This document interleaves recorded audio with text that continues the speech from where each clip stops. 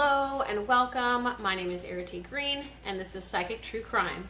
So I look forward to sharing on Ted Bundy today. We are diving into the psychology of a killer. We will be breaking down Ted Bundy's psychological profile, his childhood, his thoughts, feelings, and perceptions, his motive or motivation to kill, and what we can learn from this situation, from him, the spiritual purpose or understanding. So we'll be diving into all of this and more. I encourage you, if you like this video, to like, subscribe, press the bell icon. That way you receive notifications every single time a new video pops up. If you want to get to know more about me and my work, you can check out my details below, visit erritygreen.com, or explore my other YouTube channel, Wise Woman, Oracle, and Tarot. So without further delay, I am going to jump right in. So right off the bat, I feel like as a soul, there was an awareness of this manifestation of the physical form. I just get this energy that it was sort of known in the soul's blueprint. I cannot claim to know or understand a soul's purpose in playing out these roles. It's difficult for me as a human, and it brings me great grief and despair to be able to connect with this energy and recognize that as something that would be explored. And yet I also recognize there's greater intelligence and much bigger design, something far more than I could ever comprehend as a human. So I want to let you know, as I share some of this, first of all, there is no rhyme or reason. I don't always know like the backstory of it, the ultimate truth of it. I just share what's here, and I don't always agree with what I share. And you've seen that on this channel specifically. So I wanted to share that right off the bat as I see this, that it was, and I actually have a lot of emotion and grief, so this might have been a part of this family. You guys, this one might be a hard one. And I don't know if I feel grief of his mother about how he turned out, and incredible guilt. And almost like an awareness that she knew. And I have a lot of chills right now, so that might be the case, that maybe she always thought something was unusual or different about her child. Now, as Errity, having studied him a little bit, I do know that there was a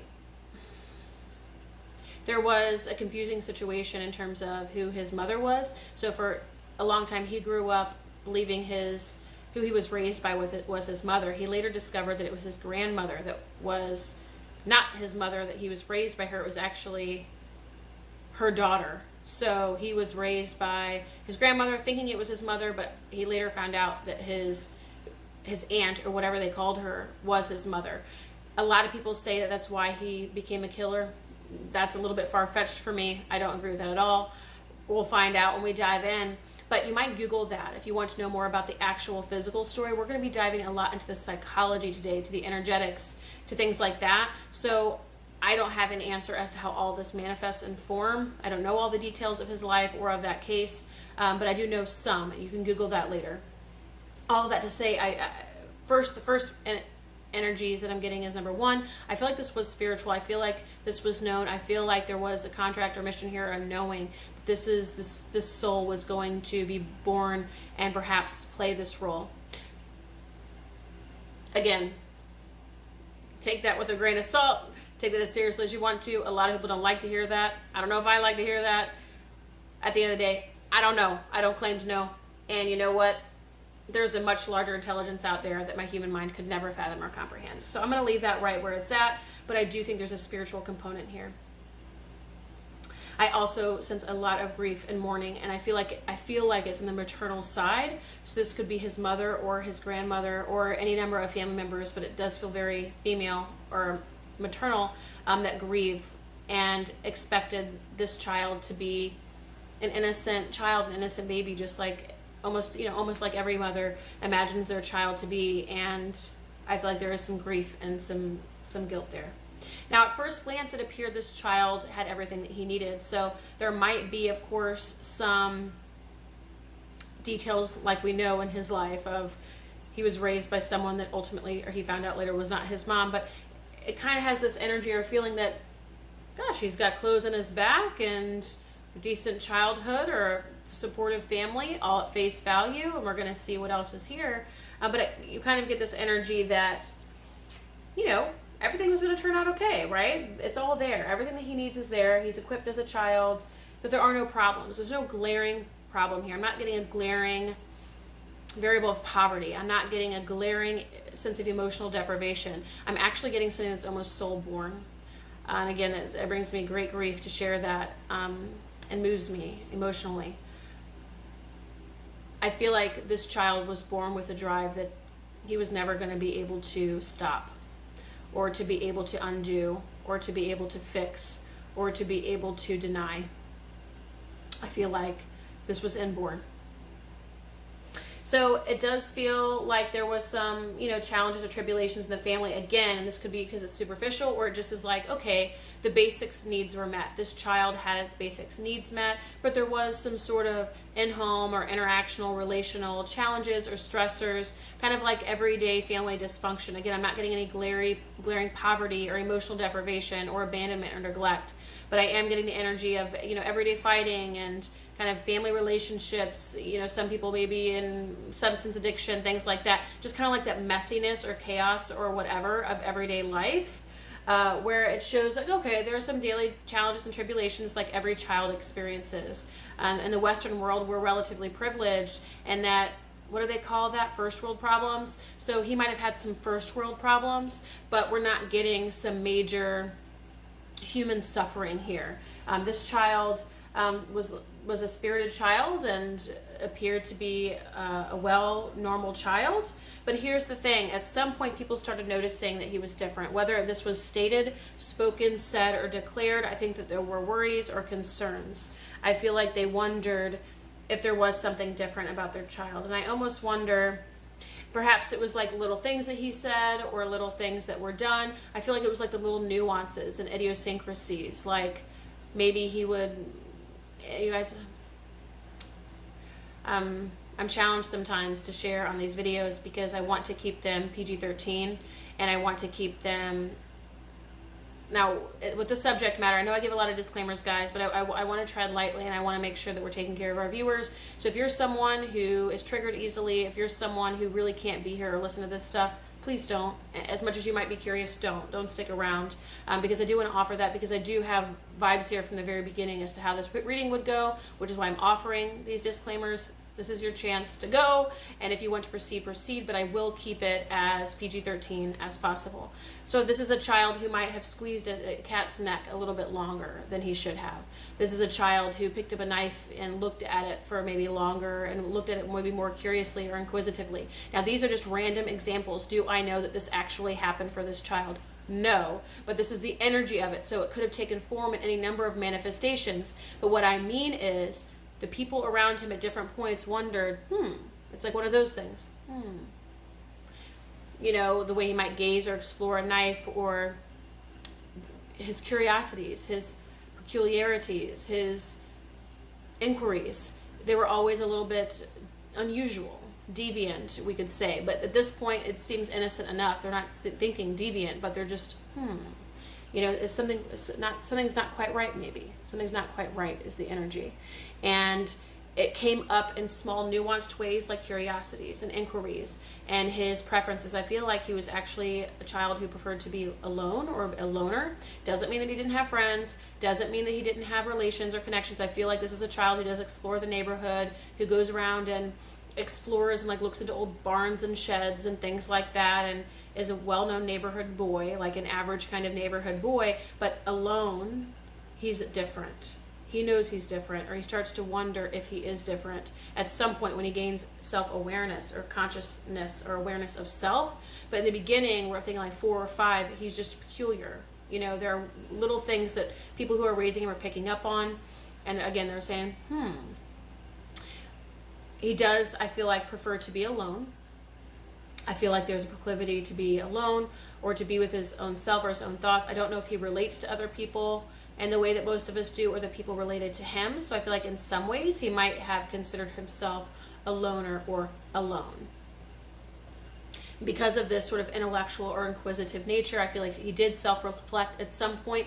I don't know if he ever questioned himself, though. I don't see him questioning himself or doubting himself, but I do see him at some point at a certain age, maybe being mature beyond his years or wiser than his years, and recognizing himself as different, or recognizing himself I'm almost sensing maybe even a flavor of superiority and or narcissism or arrogance. It's a flavor of it. I'm not feeling like it was full blown, and I think it's because we're at the childhood at this point where things are still developing and things are still actualizing. But I do sense an awareness of maybe being, so let me give you an example. So growing up, even for myself, and I'm offering this because it's here, I tended to read books and be moved more toward intellectual endeavors. And even though I would play with friends and stuff like that, I preferred to be on my own and self-reflect and whatever.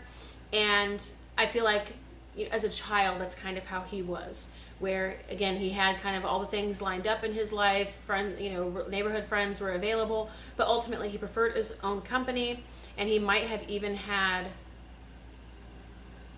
this feeling or sense of superiority, like he knew better, and that feels more like age 12. But then even when I say that, it feels innocent, so maybe it was as he got older, but there was a part of him that was always, we'll say strange, because I don't have a better word. It was part of him, do we want to say evil? But again, I felt it from the very beginning, from the soul level, that this was going to be something he was going to carry with him. It was a side of him that maybe he didn't necessarily know right off the bat, but definitely was there. And again, it developed and manifested in curiosities and unusual, kind of nuanced, subtle behaviors at first. And for him, it showed up in curiosities. Like, I see him sort of in barns and like in nooks and crannies, and just like, and so this could be more metaphorical, where he's willing to explore the darker aspects of himself that other people typically don't. Because I'm seeing him like, lifting up pages to books, and it's dusty, and most people aren't looking at those things. No, we don't look at those things. But he's willing to. And at first he just enters the barn, and then he goes closer to, say, a magazine or a book, and then he's looking through it. And this could also be like pornography and things like that. Because pornography back then was more in the form of a magazine. I do know that he's talked about pornography being an element in his psychopathy and pathology, and yet we're not seeing that so much of that here. It's more of like, that didn't help, that didn't make things better. It definitely helped him channel this whatever energy that we've been speaking to this whole time. It helped it gave it something to affix itself to and use to feed itself. Okay? Now this is a little bit unusual, but I'm just saying. That's what it feels like. And I feel like he was willing to explore the darker parts of his own human nature, of his own psyche, of his own inner world, where other people wouldn't give themselves permission to do it, or wouldn't even think about it. They wouldn't have that curiosity. He was willing to. And we go back to those examples of like, most humans aren't going to explore what it's like to hold a cat's neck for too long. Most humans aren't going to gaze at a knife and wonder what it would be like to hurt somebody. It's not going to happen for most of us. It's not in here. It's not wired. But he explored those aspects of his psyche. He was willing to take it all the way through into areas and places that most humans don't venture into. And he ventured into that territory. And I think eventually he gets stuck there because it feels too good, it's too rewarding, it's too reinforcing to let go of. I even feel like he has an inner conflict or an inner battle at some point with himself that he doesn't really want to, but he must. Do you understand that? This is blowing my effing mind right now, and it's very difficult for me to share, actually. And it breaks my heart because he was unusual as a kid, and he was born with this. And, children for me are innocent, and yet I don't think he was born with innocence. That makes me uncomfortable to even have to share or say or believe or subscribe to, so I do want to share that. So he starts to grow up, but he starts to come into his own, okay? He's able to sort of wear the masks, do the things, say the right things. He starts realizing what people are willing to explore with him, and what people aren't. So he begins to even isolate even more. But here's what's interesting. He's able to become a chameleon and show up in sort of social circles and play the game and say the things, even likable. He might be likable because we have the sun here. He's likable, he's popular, might even be playful, charismatic. Actually, we've heard of charismatic, I think, for him. So I feel like he's known what works with people. He knows what doesn't work. He knows what he can like. He knows what will receive approval and what won't. So this part of him that he used to sort of explore even in front of family members when he was younger and sort of was a little bit more open with, never completely open. He was never like he's sitting here like a performer on a stage.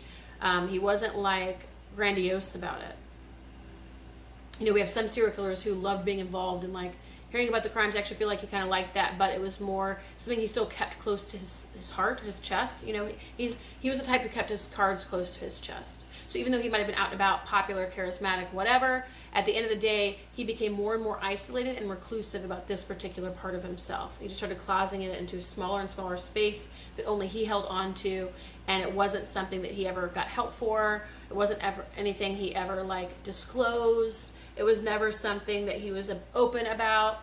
And so I think the point there is, while he became more and more mature and came into his own as a person, this personality, this persona, there was a part of him that was always increasingly isolated, and that, I think, made things worse. You know, how much worse can you get when you're already kind of dealing with what he is dealing with? Does it really get any worse? And does it really matter? But I feel like because he hermited it and was so reclusive and isolated it, it certainly didn't help the situation. So ultimately, though, he's excited to leave home. He's excited to pursue new ventures and new horizons. Like, he thinks, you know, I'm leaving behind. I mean, I think he's in a lot of ways, it's kind of like the natural developmental season of an adolescent, right? Where they come into their own, they're ready to explore the world, they're ready to see what they're capable of, they're kind of coming into their own personality, their own persona. And in his case, he's kind of feeling good about it, he's kind of feeling capable, he's kind of feeling competent, he's feeling pretty good about himself. And yet he does have this other side to himself.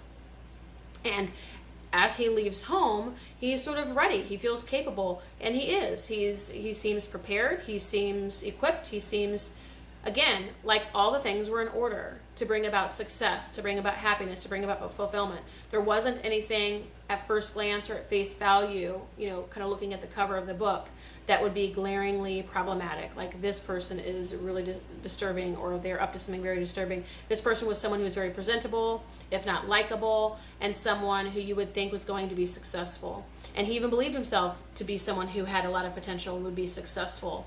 But again, he's kind of put himself away and explores the other part of himself in an isolated way, you know, becomes kind of reclusive about that. So that's his childhood. I think his parents, or at least his mother or grandmother, because it's maternal energy, grieves this very much so. We can Google who was alive or dead when he was put to death himself, executed by the state of Florida, to see maybe who that was. But this could also be the mourning of souls who have passed on and are still identified with that personality. So that's his childhood origin. Let's talk about, what was our next row on? Give me a moment here. It was on, his psychology. So his thoughts, his feelings, his perception. Yeah, this was something he tried to keep in check. I do feel like, again, he had the inner battle, he had the inner conflict. He was really challenged as to what he did with it. Again, he tried to put a lid on it, but it's interesting because as I see him putting on that lid, I almost see him grinning like, but I'm not going to actually really put a lid on it. You know, I don't think he ever intended for it to be gone, but he knew he had to hide it, and he knew he had to be reclusive about it. And so he was smart about it. He was intelligent about it. Again, he wasn't going to tell anyone. He was going to be very, very smart, very clever, very cunning about how he operated with this part of him that sought out this desire to explore the darker sides of himself, the darker sides of human nature. So but again, he did try to put a lid on it-ish. He knew he had to be quiet about it. He used it wisely, and you know, he knew that it was something that was unusual. Let me see what else here. So he had this he did have a sort of grandiosity about him. I think we touched on this earlier.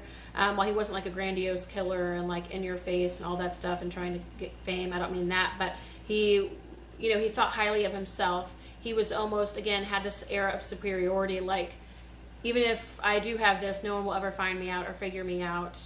You know, these peons, you know, he kind of saw other humans as incapable of understanding him, incapable of understanding this breed of human that he was, incapable of truly understanding this level of inclination, urge, and desire and compulsion. Like, he's just beyond that, you know, and that this average peon human certainly won't be able to understand the way this mind works. Like, that kind of energy, really saw himself as superior, could come across as arrogant, and really thought that, I think he even maybe, and again, I don't know for sure, all of this is alleged for entertainment purposes only, so let's be clear. He has since been executed, so I don't foresee any problems with sharing freely because there's really nothing to argue anymore in the court of law. Otherwise, what does it matter in terms of his character? It's all alleged for entertainment purposes only, but I feel like he saw himself as something special, something unusual. And I feel like this could sort of justify some of what he was dealing with, because it's almost like he saw himself as an alien. Something maybe even more evolved, something, the next evolution of humanity. We just didn't understand him because we weren't willing to do what he was willing to do. We weren't willing to go where he was willing to go. We weren't willing to sort of lift the hood of the car the way that he was. So he was actually unique. He was actually special. He was doing something different and unusual. Like, he is the next breed of human. Hello. So I feel like he did have thoughts like that. And he thought people could never understand him because they were not at his level. And he was like, again, the next breed, the new wave, something that was actually perhaps even superior for being willing to explore the parts of himself that other people do not. Let's see what else we have here. We're looking at his perceptions. I feel like he planned on, I don't think he had any intention to sort of quit. I feel like he really thought this was a part of like his, I don't want to say life purpose, but like life path. I feel like he was going to be bringing this to fruition, but at the same time, as I'm saying that, I feel like an uncontrollable kind of urge where it's like it got to a point where he couldn't put a lid on it anymore, and for a long time he held it down and he held it back, but it became sort of like a monster that possessed him, and he was unable to control it anymore. There is another message here. Give me a moment. I also feel like, he was very focused on bringing about his highest potential. His success, like kind of becoming all he can be. So it's interesting because I feel like he has these urges that he sort of closets and hides, but they're kind of precious to him, and he would never want to get rid of them because he actually kind of likes that part of him, but also again tries to kind of put a lid on it-ish in order to sort of be in the world. Then I get this energy of someone who kind of played that human role well. We got that earlier as he was coming into adolescence, and he was really coming into himself and becoming likable and working on his accomplishments and successes or whatever. But I feel like he was always trying to build like a life path or a purpose or a career occupation, but maybe never did completely. And he was angry with himself about that. That he was unable to accomplish what he would set out to, but it was this urge that was in the kind of dark corners of his world that would hold him back from accomplishing that.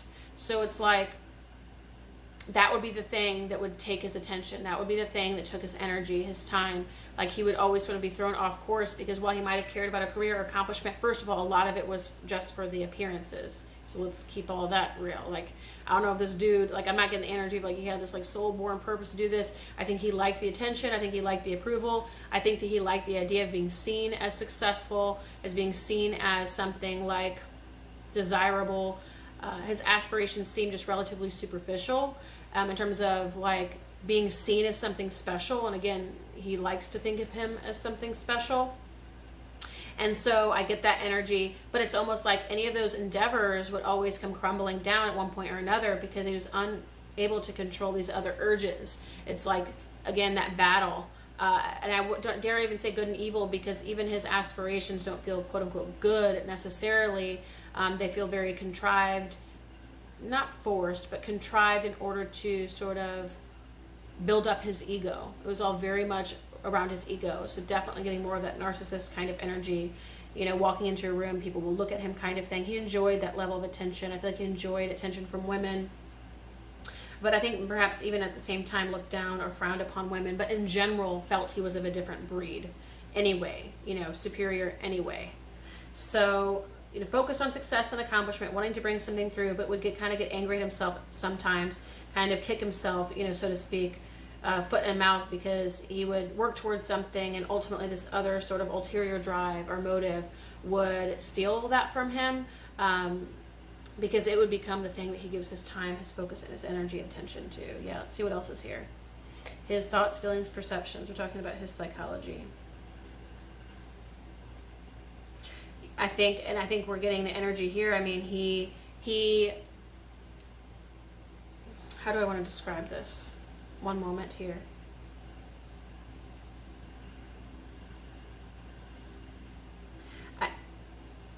I feel like he always wanted to explore it. We've already touched on this, so it's a bit redundant, and so I was waiting for maybe another flavor of this message to come through, so it wasn't so redundant. However, it's like, but he had this motive to kill. He had this motive to kill. It was more important to him to do that. Like, that was more meaningful to him than it was to sort of build a life, build a career, build a name for himself. Those were important, but those were superficial. The deeper desire, he got more. It was a bigger payoff for him to explore these parts of himself. He liked the exploring of that within himself. It was less about the other person. They were just being objectified. They were being used for him to get, he liked to realize and feel his own power.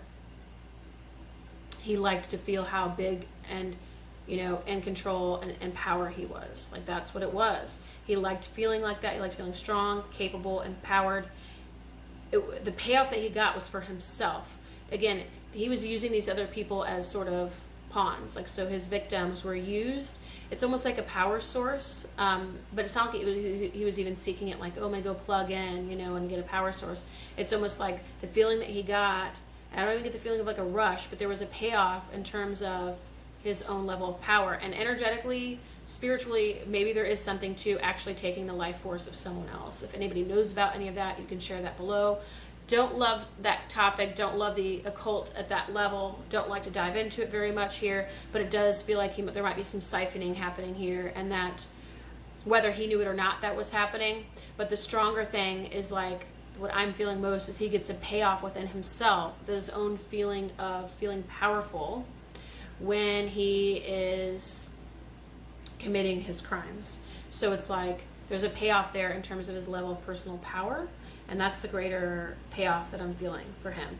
That desire to control, or that desire for power, feels stronger than any other desire here in the spread. Let's see what else here. Yeah, again, was conflicted by this, was very conflicted by this.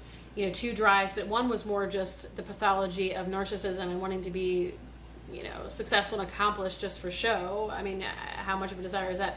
That's not very rooted. Then the other desire is about taking lives for power, for gain. We are going to get into the motive to kill here in a minute, because there are deeper layers to this. And as I was opening the cards and flipping them, I hope they all come back, because I get a lot of messages at once, and then I have to go through time, and actually speak it all out. So sometimes those old messages don't come back. But I feel like it was an urge. And it almost like overtook him eventually.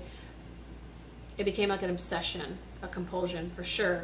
But at first it was in check. As in childhood, it was a simple curiosity, something that people even noticed from time to time, something he kind of hid away and isolated, like no big deal. This is me, I explore in my own time for me, that then became a bigger curiosity, and maybe even started like voyeurism and looking and whatever.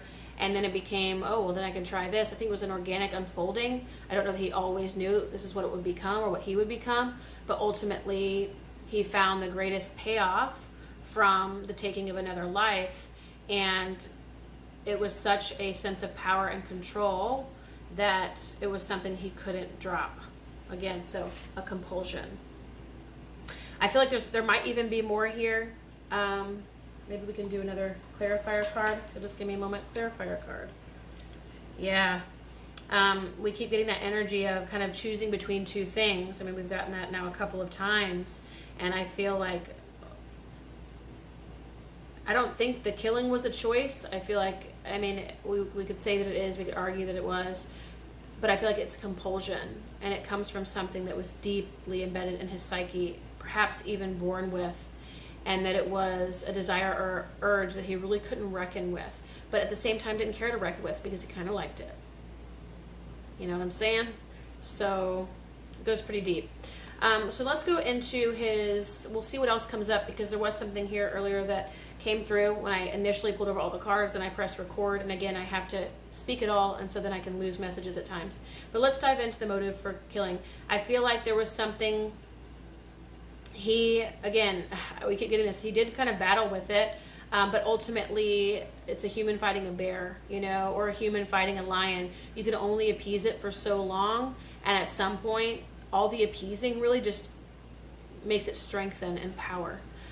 So all of his sort of hiding away, trying to isolate it, trying to keep it at bay, it was like building power to where eventually it just swallowed him whole. And I don't think he wasn't able to maintain his footing. He lost himself to it completely. So, but I think he did he liked that feeling of being able to dominate somebody, of being able to sort of have the final say, of being in complete control. Is there anything else that's here? He liked having the final say about whether someone lived or died. There's something to that. What else do we have here? He liked being in control. He liked being in control of women specifically. He liked that feeling of power, of strength. I think he thought highly of himself, and I think we've talked about it already. He thought highly of himself, kind of like a grin, Let me see what else is here. I know it's moving a little bit slowly, but I'm just seeing what messages are coming. Let me take a moment to meditate in that way, or contemplate that way. All of it can come at once, and I'm not just sitting here pausing and delaying the whole time. Just give me a moment. So I feel like, again, I'm trying to give the words to the energy, but I think it has sounded relatively redundant throughout this reading.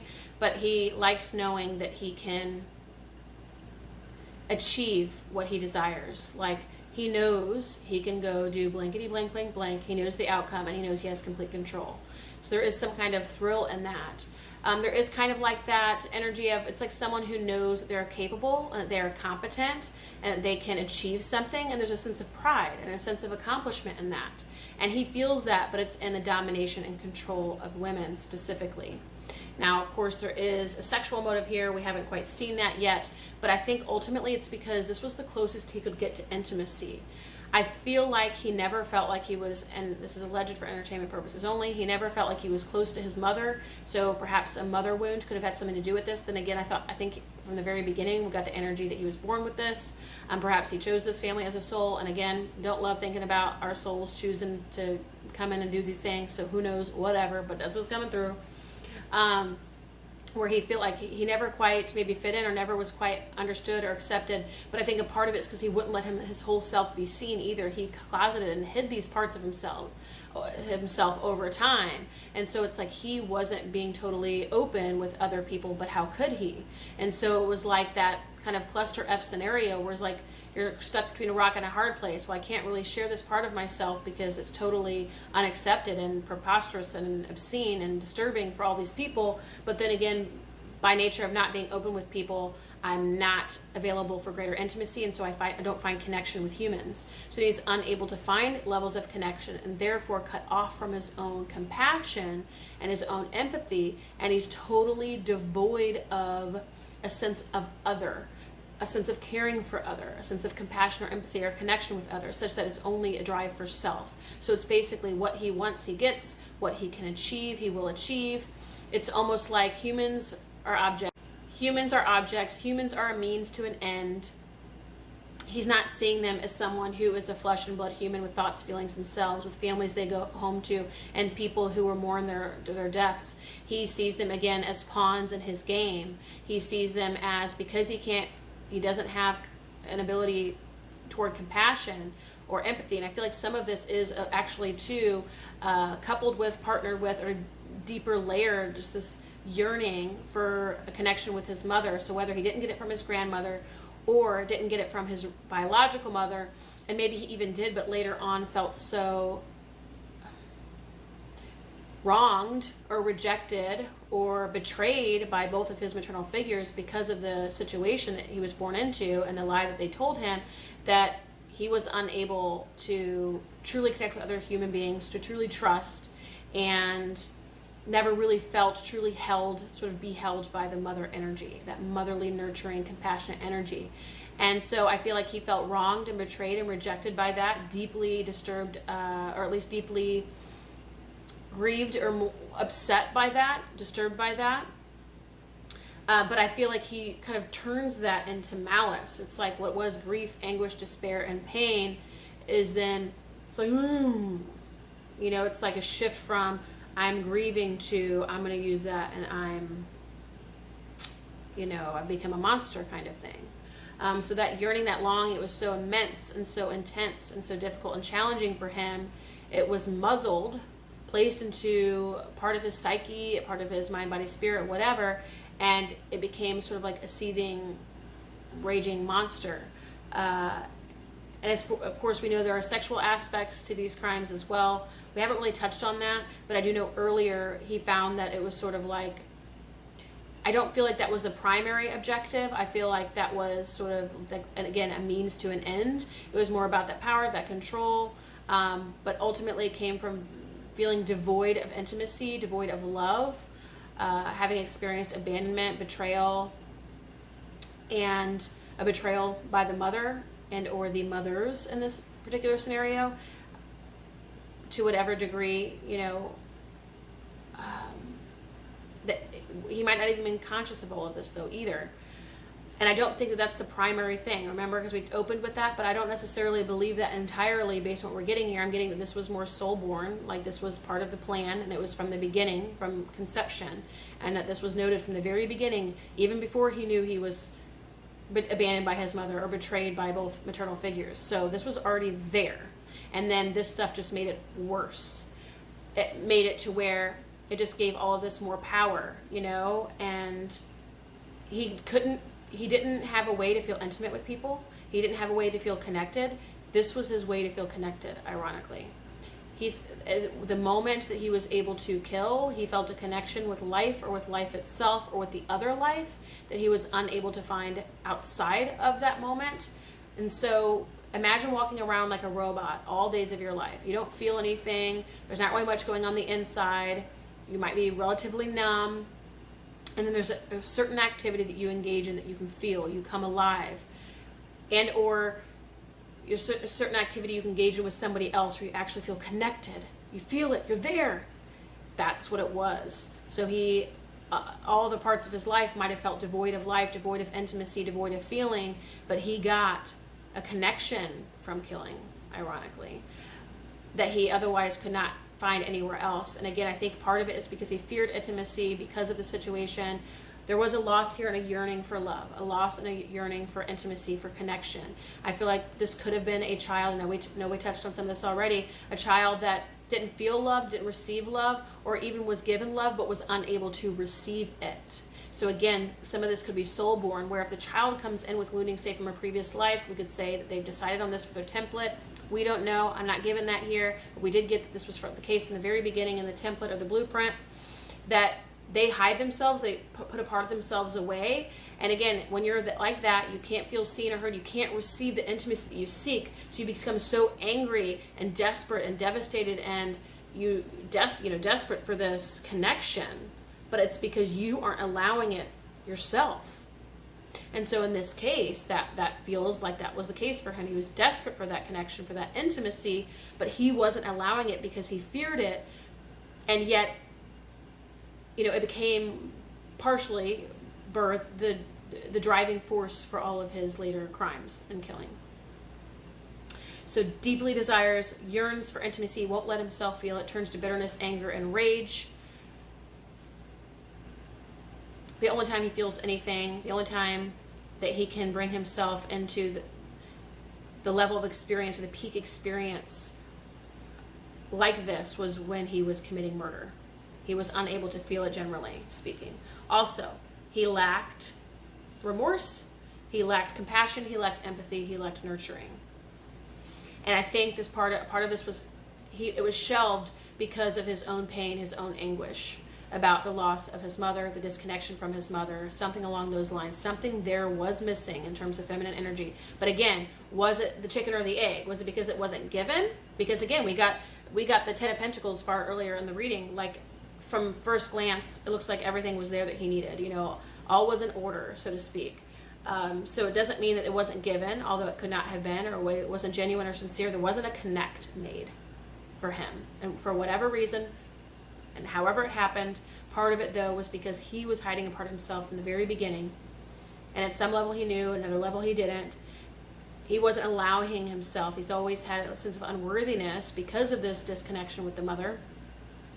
But also, again, could have been something that he came into this life with, such that he feels unworthy. I'm not going to allow intimacy. And then on top of that, so I'm not receiving it because they're not able to meet me because I've severed that cord. I've severed that ability to be able to connect, to empathize, to be nurtured.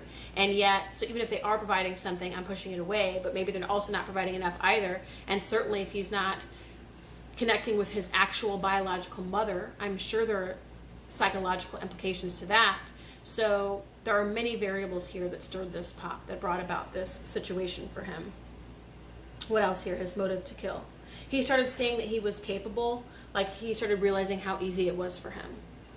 And I hate saying this, guys, but his motive to kill didn't just come from these psychological origins and this sort of distorted desire and this isolation and reclusion, you know, if that's a word, but with the reclusiveness of this desire and like hiding it away, and this desire to create intimacy in the only way he knew how and feel in the only way he knew how. And because the power and control, the kind of hit he got from it, it was easy for him, guys. And he knew he could get away with it. He almost sort of was laughable for him. He knew he could get away with it. It was easy, so why not? Like, that's the energy here. His motive to kill. Well, why would I not? Why not? I can. It's here. I have plenty of options available. But I do sense challenges to hide it. I do sense a struggle to sometimes want to tell. The moment he would allow vulnerability, he would have a moment of almost crumbling and wanting to share, wanting to open up, but immediately would tighten it up. You tighten it up. So was there some kind of punitive or militant force in his life, maybe from the grandmother? I don't know. I don't know for sure, but I do, if he's treating himself like that, that must have been internalized somewhere, some way, somehow. Did he yearn for the longing connection with his mother but never got it and was raised by more of a militant grandmother? I don't know. But that could be also a possibility. Because again, anytime he was in despair, you know, that crying, sobbing, or he felt that for even a second, he immediately turned that channel. You guys see how I kind of do that? I'm trying to give you the visual of how it feels to like, oh, like he immediately becomes, you know, a monster. Someone who, again, refuses vulnerability. And he literally severed himself from his own connection to himself, severed himself from compassion, nurturing, empathy, severed himself from any connection to others. So then at that point, the only way to connect was to kill. So that was his motivation. Now let's talk about the spiritual purpose, the spiritual understanding. What can we take from this? I don't like just talking about the psychology without, let's talk about the soul's purpose. Let's talk about the soul contract. Let's talk about collectively what we can glean from this. You know, let's talk about that. So, yeah, right off the bat, I'm noticing that we have an intimacy card and then an opportunity card, and it's like people are going to resort to finding connection in whatever way they know how, and if they can't find that fulfillment in maybe the ways that they actually want, the deeper desires, you know, they're going to find it one way or another. Is it going to be through food? Is it going to be through television? Is it going to be through a substance? Is it going to be through crime? Is it going to be through murder? And so in this case, it was recognizing that the lack in one area can lead to the overcompensating in another in order to fill that void. And he very much, I mean, his whole thing was about filling that void. From the very beginning, he might have had this void. And then it was just added to in all the ways that we've talked about so far. And the void became so big that nothing could fill it. Nothing was ever going to fill it. But he was so empty, and he just wanted to feel something. He wanted to feel like a self. He wanted to feel normal. I don't know if he knew that consciously. But I feel like at a deeper level, his inner child, his wounded inner child, that's what it wanted. And it wanted to feel loved by its mother. But I think there's this understanding, this recognition, this awareness of all humans have basic needs, basic desires, and if those aren't met, we will find that the self, the person, the soul manifested as a human, will seek for it and or fill that void in maladaptive ways. So that's something that's important. Now give me a moment. I feel like there's also a message of knowing where to place your passions, knowing how to apply the energy that you have within you.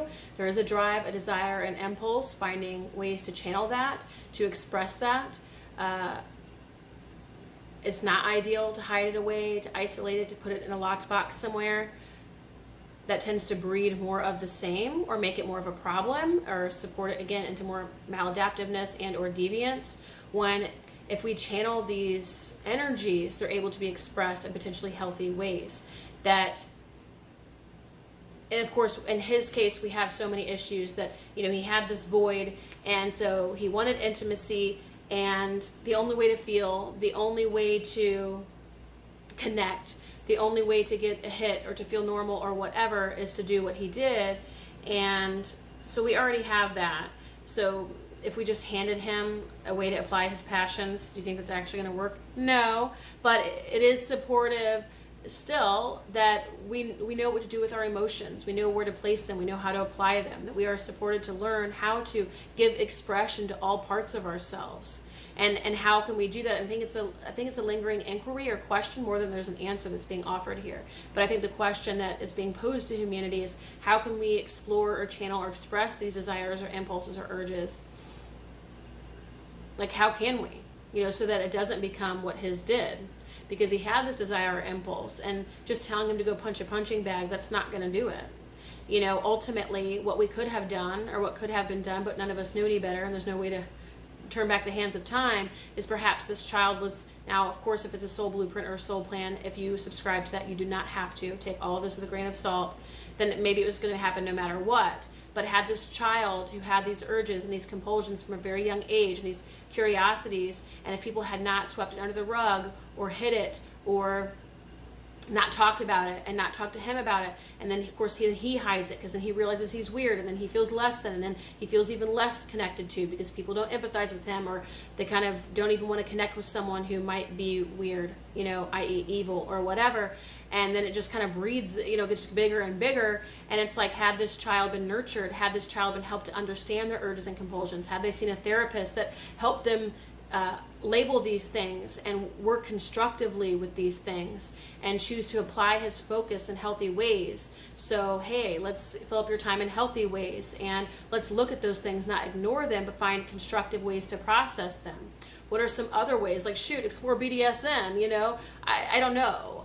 But had he been at a young age been able to communicate, express, channel, face, look at, process constructively all of these urges and compulsions within him, he may have felt less of the urge, less of the compulsion. If he had understood that he deeply longed and yearned for intimacy, that connection, empathy, that's what he wanted the most, and it was something that he was incapable of experiencing. He was devoid of it. But it's because he turned that off, whether it was subconscious or conscious or both. At some point he turned that off, and it could have been the anger of his mother or the situation that he was born into. But had, again, they known, had a therapist been there to know this, to recognize this, support him to see that what was feeding this compulsion was the lack of intimacy, connection, empathy, and nurturing. That it was a mother wound, that he could help heal from that he could work through that, process that, maybe even forgive that. But supporting him to sort of turn the valve and release some of the pressure that was on this, that just made it kind of so big and then uncontrollable. So let's see what else is here. What else are we here to learn? Right, that we have, again, this creative power, and we can apply ourselves in any one ways. And I feel like there is a message here that sometimes there are these sort of uncontrollable urges, and what does humanity want to do with that? Do we need to take a look at that? Is that something we should be exploring, not denying? I think that it feels like sort of pressure, lots of energy built up, maybe even over lifetimes, if you believe in that. And it's like, if the valve hasn't been released, like the pressure hasn't been let off, and it's just lifetime after lifetime of holding back or restricting or whatever, and these wounds aren't being addressed, and nothing's being processed constructively, and all this stuff, it's like a ticking time bomb, right? It's a crime waiting to happen. So how do we work with those energies? And the awareness here is for humans to begin to ask those questions and do the work of discovering that work, of discovering what we do when we feel out of control, when we have out of control impulses. And the message here is that this can be something as simple as your own uncontrollable urges to eat a sweet treat, or to smoke a cigarette, or to go for a night on the town and bring somebody home. It wants to humanize and normalize this a little bit. And for everyone, it's not killing, but it's the same process that's underway from Ted Bundy to Sally down the road to Joe Blow. So it's like, there is a spectrum there, and some of them are more normal than others, but at the end of the day, looking at those uncontrollable urges, those compulsions, and seeing what their root origin or root cause is, and learning to sort of deconstruct the whole program by identifying what that wound is, supporting yourself to nurture yourself through that healing, and to release a lot of this energy. And if there might be energy there that needs to be expressed in some way, but how can we do it constructively, right? And or again, if you're feeling a void, because there's that too, but that's just not the energy that's coming through right now. How do you fill that void? And I think a lot of that stuff becomes clear the more we sort of deconstruct our own conditioning and sense of ego self, and we're able to sort of fill ourselves with true self, authentic self. A lot of those issues go away. But that's a different story. You might find more of that kind of thing at Wise Women Oracle and Tarot. So we are almost finished. Let me contemplate with these final few cards. So the final few cards point to what we've already said here, where we let ourselves heal. There might be some major grief and despair. If we aren't left alone with it, and we aren't left to deal with it on our own, or feel like we have to deal with it on our own, or we're sort of left to believe that something is wrong with us, basically. There's a sense of shame here too that I do feel like Ted Bundy also felt. That when we're able to do that deeper work of healing and releasing, then we're able to come into a place of potentially even forgiveness. We're releasing a lot of this energy around this core wound, releasing whatever the pain, the fear, all these things are sort of associated with that leave us with this sense of isolation, that leave us with a sense of powerlessness to this control, to this compulsion, to this urge. Because remember, he felt very powerful when he did this, but ultimately he was powerless to his compulsion. The irony is he was powerless. So this is about forgiveness, about healing, about how we process and work through our emotions and our wounds and our wounding, and that these compulsions and urges don't always show up in serial killing. They can show up in the smallest of things and everyday things. And almost like, how can we even judge if we can't manage to not eat a second brownie? He couldn't manage to not do what he did. So there's some serious, some food for thought, we'll say, for this one. What else do we have here? Let me see if there's any final messages that want to come through. So I did pull a couple clarifiers. I wanted to ask, well, how do we heal? Because basically it's saying we must heal. We have to look at these wounds. We have to face the demons in the eye. We have to be honest with ourselves about these urges, about these compulsions, about these deep-seated desires or hungerings. Their yearnings, their hungerings, this deep hunger, these hunger pangs, the deepest kind of soul level. Those are the things that are sort of moving us. And what do we do with those when they do feel uncontrollable? In this case for Ted Bundy, it was killing. But what we get is there's going to be that phase of refusal, denying it, not even seeing it, not wanting to see it, avoiding it, not wanting to face it, not wanting to be honest with ourselves. It's easier to avoid, to engage in all of our coping and defense mechanisms, to turn away. And a lot of us will live in that patterning for most of our lives. That's the first step. And then at some point we might recognize a desire for change. We see, okay, maybe this isn't exactly what I want. This isn't ultimately true for me. I do seek out something that's more important or meaningful to me. There's a higher value here. There is something more that I want for myself or for my life. So we develop sort of this willingness to look at it, this willingness to face it, to say, okay, not only am I going to look at these parts of myself that I've been avoiding, but I'm going to look at the part of myself that's been avoiding, right? The part of myself that has been avoiding is the one that needs my tending to, because that's the wounded part of me. And then we start to move forward and advance toward our healing. We start taking the steps. The right teachers come into our lives, the right mentors, the right healers, the right support system, if we allow them. Sometimes though, there is a period of more hermitness or reclusiveness. We touched on that earlier. I'm seeing how much time I have left.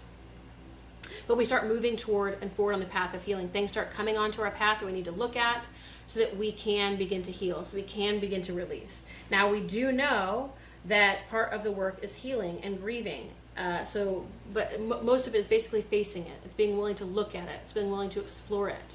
And then whatever arises from there is what needs to happen or come through for you personally. But we start moving forward in the path of healing. We're now beyond the willingness. We're actually into advancing toward it. And what is it asking us to do? To release the past and move forward.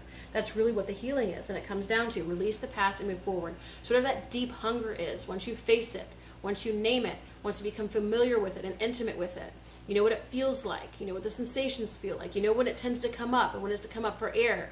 You know its personality. You know its name. It's like you get to know it, and then with facing it, you start to release your tether to the past, your attachment to the past, your stories to the past. Your stories about not being enough or being unworthy or that someone did you wrong. You start releasing a lot of the blame, a lot of the upset, a lot of the stuff around the actual pain or around the actual wound. You start releasing a lot of those defenses, and you're just able to look at it more and more transparently, sort of look at the pain in the eye without all the noise or the other stuff around it. So you leave the past behind. You're getting really honest with yourself. You know what this deep hunger feels like, looks like, points to, and you start to realize what that deep hunger is, that you can fulfill that, so you can support it, so you can find a way to nurture it in a way that isn't maladaptive or deviant, in a way that doesn't serve your greater purpose, in a way that doesn't serve your highest values, things like that. Right. And you start, this is the time on the journey you start developing a little bit more strength, a little bit more conviction, a little bit more consciousness and awareness, even more so than before. You start developing forward momentum. You face the past, you're letting it go. You face the past again, you let it go. You start exploring those deeper layers of your psyche, so on and so forth, releasing a lot of that stuff, letting yourself feel when things come up. And then ultimately you clear yourself of all of this energy, you clear yourself of all this wounding, and even if you don't clear it all, you're in a position to make a fresh choice, an aligned choice for this moment. You're able to be here in this present moment without being tethered to the past, being tethered to the unconscious wounds, being tethered to this dark eternal hunger. You're no longer tethered to that and acting as a messenger for your pain, aka reacting to your pain, aka taking your pain out on other people like he did. Ultimately, you're in a position to be fully embodied in the present moment, where you do find harmony, where you do find fulfillment, where you're able to sort of fill up with authentic self, God, source, spirit self, and you're not sort of filled up with all these voids and hungers, this dark eternal hunger from wounds. So let me see if there's any final words here, and then we'll conclude. Okay, I was out of storage, so I had to take a moment. So last but not least, my final thoughts here is that we hear, and we've heard before, right? Everything is either love or a hunger for love or a cry for love. And in this case, it was a cry for love. I don't think he knew that, but at the end of the day, when you can't feel anything and you can't feel love and you can't feel loved, he sought power, domination, control, and that gave him a semblance of love, even though it wasn't love, but it was the closest thing that he could get. When we don't have love, we will then seek power. And while I can't say that's a final truth or that there is a true correlation there, in his case, or what is coming through for the final wisdom here, is that everything is love or a cry for love. And if we can't feel love or can't feel loved, we will find a way to feel it or something like it through something else. And in this case for him, power was better than nothing. And it was the closest he got to feeling connected to other humans. So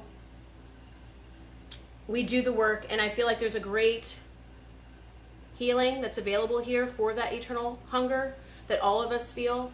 And maybe it's that desire for connection, for that true intimacy, and maybe even our desire for oneness, now being here as sort of separate or individuated human beings. I feel like we can't ever quite connect at the level we desire, maybe even at the level that we need. Not to mention, there's the whole father and mother wound that all of us have. It's universal.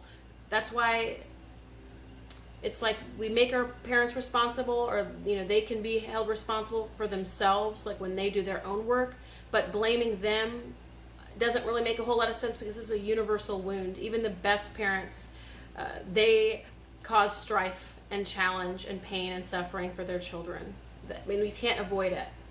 So what I'm trying to say here is, at the end of the day, we're going to seek connection, we're going to seek love in whatever way we can. And if we can't find it in sort of adaptive or normal or socially acceptable ways, we'll find it in other ways. And so when it comes to seeing this in ourselves, like the greater spiritual purpose, again, is doing that healing work, to do all the things that we talked about earlier, including releasing our past. But I really wanted to ask, well, first of all, the bottom of the deck was 10 of Cups, and we didn't get to do that because I had to take a moment and clear out the video in order to finish this. But basically, after you do that healing work and you are refreshed and you're sort of beginner's mind, fully in the present moment, fully in the now, not sort of harbored to the pain of the past, or tethered to the ways of the past or to the old wound or whatever, you bring about that greater fulfillment, that harmony and fulfillment that we all seek, that we all yearn for. Love.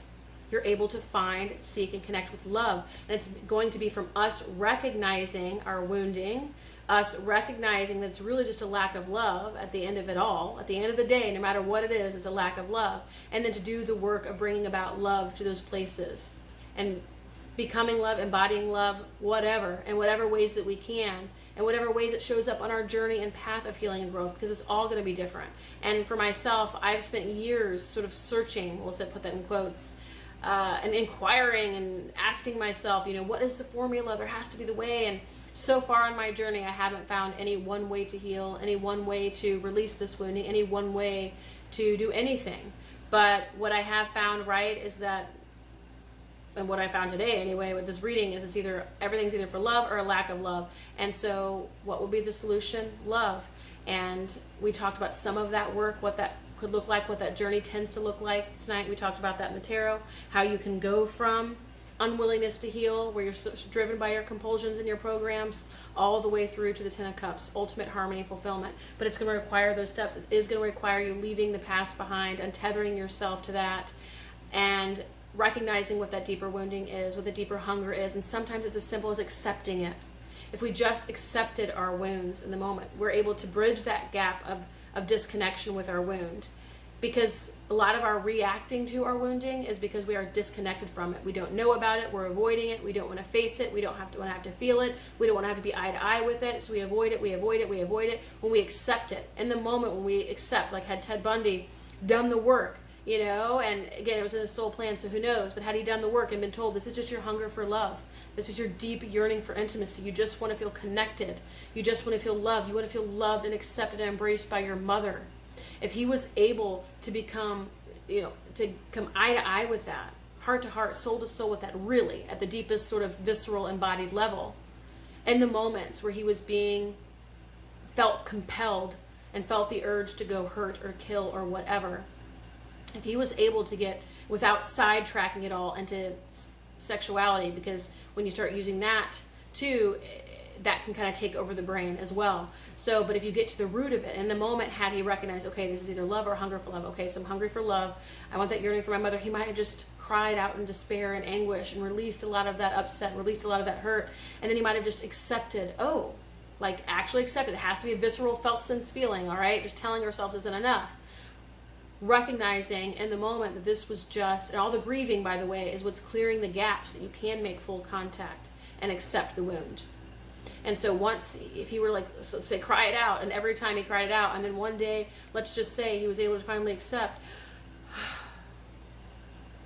it's like he almost accepted, he made contact with the actual loss, with the actual issue.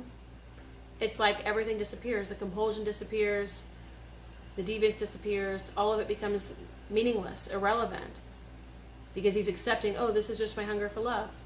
This is just my desire for yearning, or my yearning for intimacy, my desire for love. This is me wanting to be loved by my mom.